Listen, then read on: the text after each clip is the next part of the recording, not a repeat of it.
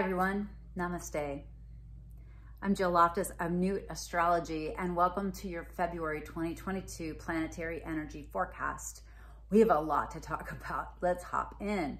So we start off this month with a super powerful new moon. I love this new moon. I want you to have your act together in order to use this as a straight up manifestation moon. This moon is at 12 degrees of the sign of Aquarius. It's the moon, when it touches the sun, is then immediately going to touch Saturn, and within days, Saturn and the sun are going to come together. So Saturn and the sun are already in orb when we have this new moon. Now it is on the East Coast, it's at 12:46 a.m. So it's actually starting the 31st, right? So I would wait until it gets to that point. So I would look at the morning of the 1st as a brilliant, wonderful time for you to do some manifestations. Now, this is kind of an interesting little tip. The moon voids out at 6:01 a.m. and does not come into a new sign, into Pisces, until the 2nd at 6 a.m. as well. So that's a really interesting start to the Lunar New Year with that new moon. So think about the manifestation things. Like if you want it to be something kind of, I don't know, more inspirational time period, then I would look at that morning. If you want to make something that's a little more concrete, then I would, set your alarm for 1 o'clock in the morning, or, look at where you are in the time zones and take advantage of this beautiful new moon. Now, otherwise, I would wait till Wednesday, just to, sometimes when you have a new moon, you want to get a little bit energy going behind it before you would do your rituals.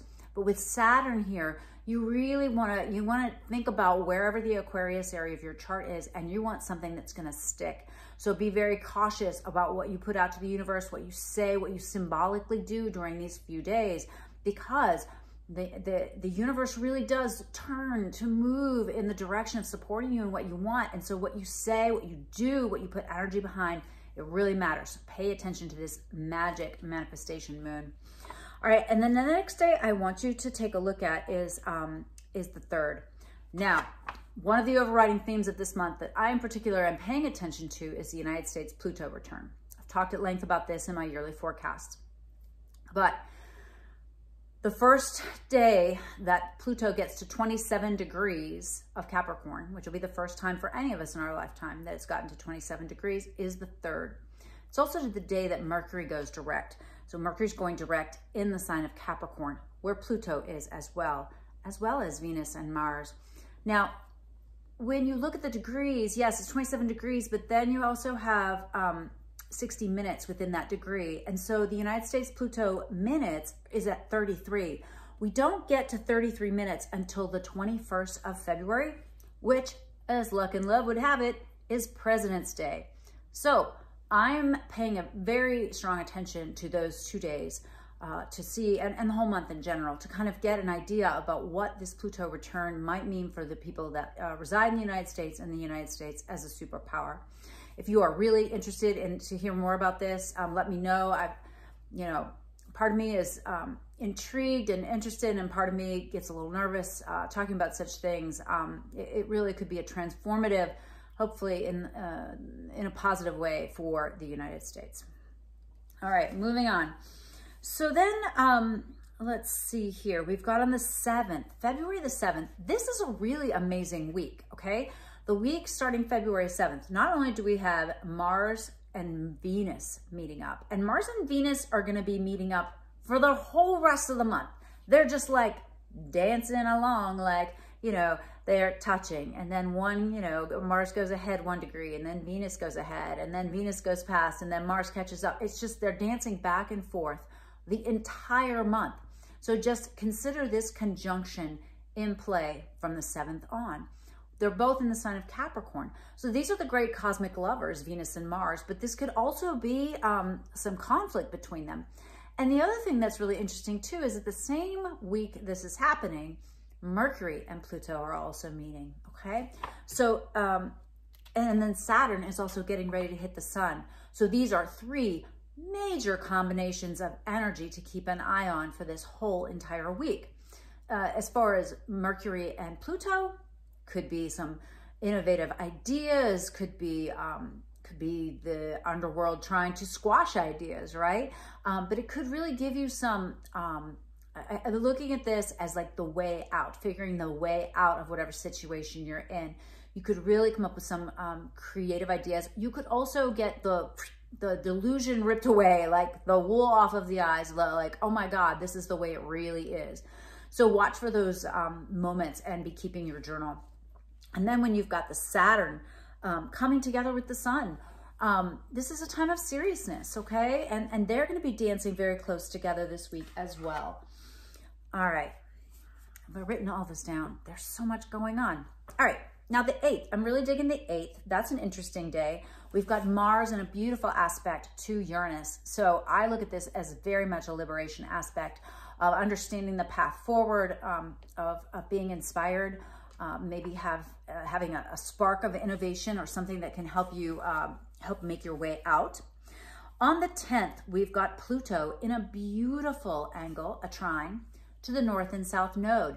Now this also, I'm really looking for inspiration about how we can manage what's going on with the North node in Taurus and money and resources and food, and what's going on with the South node in Scorpio, bringing things up from the depth, clearing things out, getting real, understanding the complexities of things and how it's not all love and light, okay?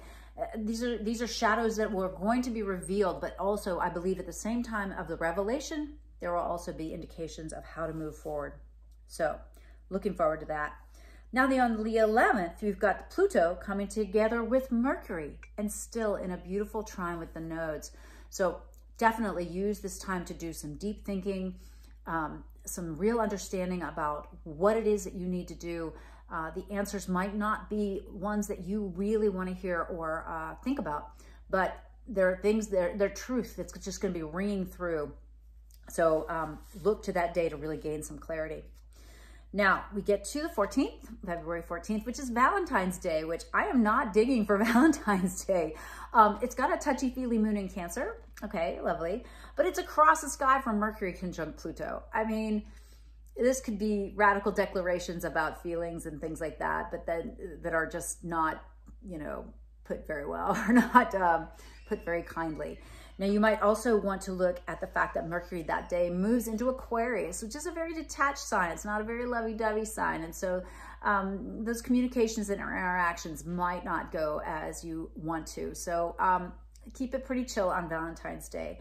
I would look to a little more of a sexy day of being the full moon in Leo on the 16th. It's at 27 degrees. Now, this is interesting as well because it's a full moon, which means the sun and the moon are across from each other, right? But the sun is conjunct Pluto, okay? Wow, all right? So that's a lot of energy. And at the same time that is happening, the nodes are gonna be squaring that sun and moon. Wow. So another like kind of pivotal, you know, turning of the corner. Mars and Venus come together that day. That's the part that I really like. It's pretty sexy. And also watch out because that full moon, it's at 11:56 a.m.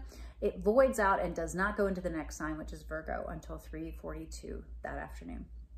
All right. I have a day that I think is kind of lucky. That's the day after, 17th. So whatever happens that day, you're going to look to the next day. You're going to have a beautiful beam of energy from the moon to Uranus, and Jupiter is going to give a nice beam of energy to Uranus as well. So any synchronicities, magical things, luck, run into this, run into that. Don't just think, oh, well, wow, isn't that interesting? Take advantage of those opportunities because opportunity will be knocking. On the 18th, we have the sun moving into Pisces, and it's a very busy moon day, okay?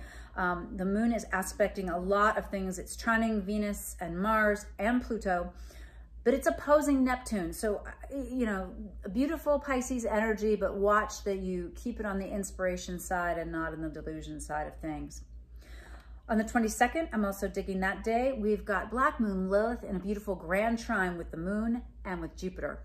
So on that day, the 22nd, especially if you're like an independent woman, I think that is a super day to be really, put yourself out there, break free of limitations, use your emotions as a superpower. They probably will be amplified. You'll have this more of a feeling that you want to take care of each other and nurture all these feminine kind of traits. So you don't have to be a gender woman. to feel the power of Black Moon Lilith and how she wants to, you know, break down limitations that exist, that, you know, whether they're patriarchal or regional or just in your own home. All right, and then we finish up on the 24th. We have Mercury in a square to Uranus. All right, so pay attention to that. It could be some erratic thinking, but it also could be a sudden breakthrough. It doesn't have to be negative at all.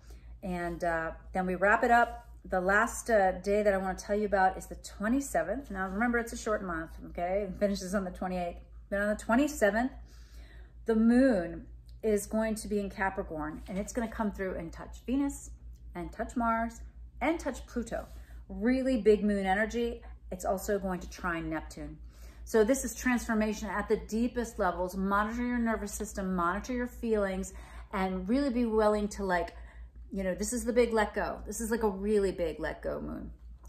Moon period, not necessarily a moon. All right. The next day, the 28th, the moon squares Uranus, and then it hits Mercury and Saturn. These are a lot of heavy hitters. They're a lot of big energy, but I see this as a very good wrap up to the end of the month as we get into March and things begin to move forward very rapidly. All right, well, I hope that was helpful, useful. If so, please comment below. I love to hear from you guys. Please like the video. That always helps the channel to grow. And I'll see you for your next weekly planetary energy forecast, and of course next month for the March 2022 forecast. Namaste. Bye.